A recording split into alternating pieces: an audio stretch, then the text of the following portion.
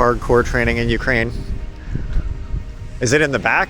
It's inside. Yeah. Like, Oh, this is awesome.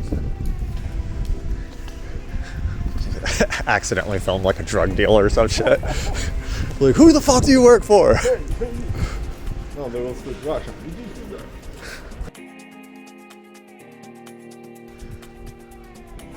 That's super cool.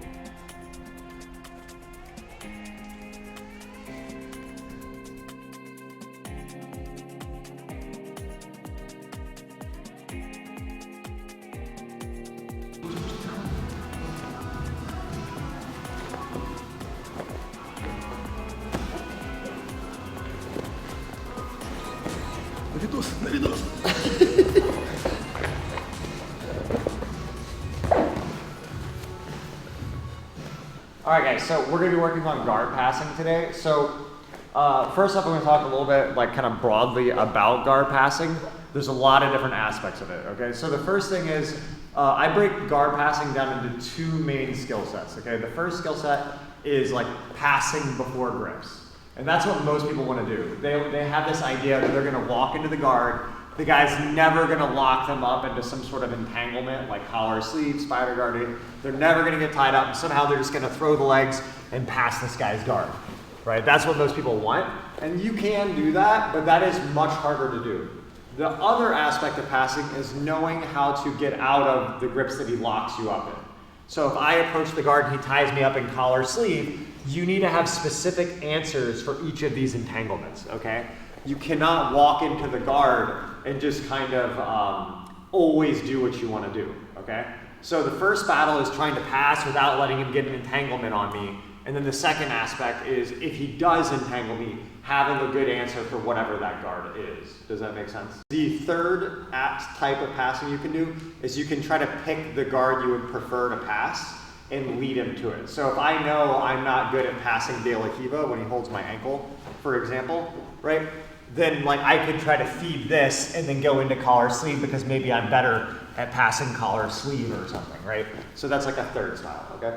So when we do this, what we're gonna do is we're gonna start with the guy on his back, and then we're gonna learn how to deal with the guy on his back first. Later on, we're gonna deal with, go ahead and sit up, with what to do when the guy's sitting up, okay? But to do any guard pass, you have to get the guy on his back, okay? So once we learn how to deal with the guy on his back, then I'm going to show you guys how to try to push him to his back or how to do moves to maybe take his back when he's sitting up and things like that, okay? First rule I really want to get here is any guard pass, by definition, at the end will end with you chest over chest and his shoulder blades on the mat, okay? So here, every good guard pass is going to end in this position, like in the complete end, right? So if I was in side control and I'd just be on your side, just relax, relax. Okay, and he's on his side here, just relax here, yeah. See, even though I'm like inside, right, you can still feel he has a lot of fight in him right now, right? If we just went here, he would start scrambling out and like there's a whole battle here, right? Once I get his shoulder blades pinned to the floor, no matter what my grips are, right, it's much harder for him to move. If he turn into me now. You see how like my chest is pinning this shoulder blade? If he starts to turn the other way, like away from me, see, I can use my chest to pin him here, right? And I can use my hands in different ways. Like if he starts turning into me and I elevate this, that's putting him flat again. Does that make sense? Right? You're always trying to get the shoulder blades flat. Okay, so classically, what a lot of people are doing when they're trying to pass the guard, well, a lot of people aren't even thinking of that in the first place, but what they're usually trying to do is they're trying to get around the legs and then flatten the guy. I find that a lot of times it's easier to try to flatten the guy and then get around the legs, okay? So the first thing I'm usually thinking of is try to get this guy centered and his shoulder blades flat, and then I'm gonna pick my pass around that. It's like a compass. If I have a compass and it's pointing north, I know I need to go, I don't know if that's north, but, but like, I know I gotta go north, okay? Well, I'm in a building right now, so I can't just phase through that wall. So I know I gotta go that way, so I'm gonna go downstairs and go outside, and then I'm gonna keep going north, okay? That's kind of like passing. I know it's gonna have to end with the shoulder blades flat. Sometimes you may have to do other things, and there's gonna be kind of specific situations where you have to solve things. There's no one rule that solves everything for you, but keeping that principle in mind will help a lot for you guys, okay? So the first thing we're gonna learn is just a basic Toreando pass, and then we're just gonna start building from here. Just like when you guys are playing guard, we have to make options, take our choices based off of what he gives us, not what we want. Okay, if I want to do a Toreando pass and his feet are like way up over his head, like here, right, it's very hard to Toreando here. I might have to stack. If his feet are on the floor, like this, a Toreando may feel less natural, so maybe I knee cut, okay? So what we want to do is be assessing the body positioning of our opponent, and then we're going to make choices that are relevant for that, okay? So the first thing I do, that I think a lot of people do wrong, is they're really far away from the guy here, and just like I talked about with the guard retention stuff, if I'm way out here, even if I clear the legs, he has so much time to get his legs back in play. Does that make sense?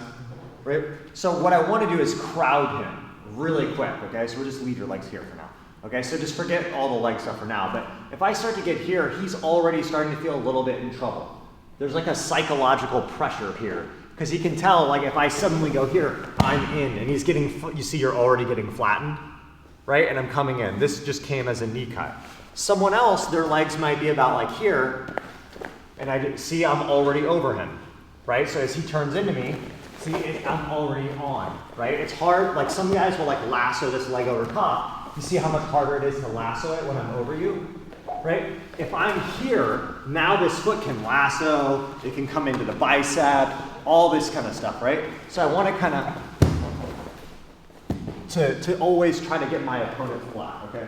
So the body positioning I like to do, the analogy I use, it's like if you were trying to look down a well, okay? You guys know like a well? Yeah. Okay, yeah, so like if I was trying to look over a well, I would stand here and I kind of peer over top, okay? That's kind of the positioning I use.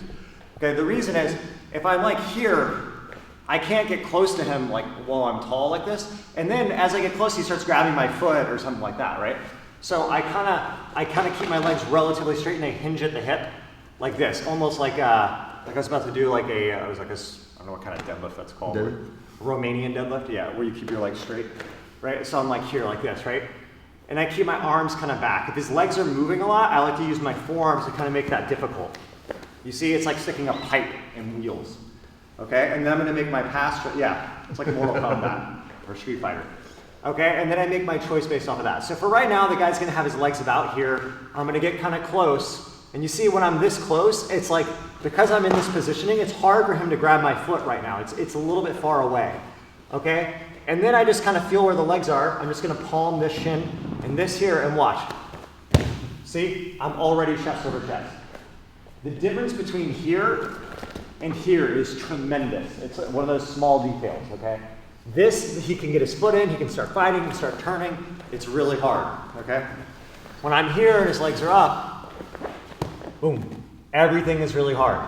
Now from here, I'll start pushing this leg open, and I may come down to knee on belly, I may come in here, I might end up going north-south. That can all change depending on what he does. There's no one move that solves everything, okay? But that principle of trying to get chest over chest, clearing the legs, is gonna work. We're gonna learn later, depending on his leg positioning, we can stack, we can do knee cuts, we're gonna do different options. But I want you guys to get the understanding that you're gonna have to get close to finish the pass. If you're 8 feet away, there's no way you're gonna pass. You cannot be way out here throwing the legs, thinking you're gonna get close. Okay, so we'll just start here, like this. I step my leg out of the way and I push the legs to the side. I don't like to have a lot of tension in this because he responds. Yeah, so you get tight, right? I want to kind of just be loose. Boom. And now I come into knee on belly. Okay? I know that was a ton of information. Now it's just going to be mostly specific situations, but the principles up front are really important. Okay, guys? Yeah. All right, let's go. 1, 2, 3.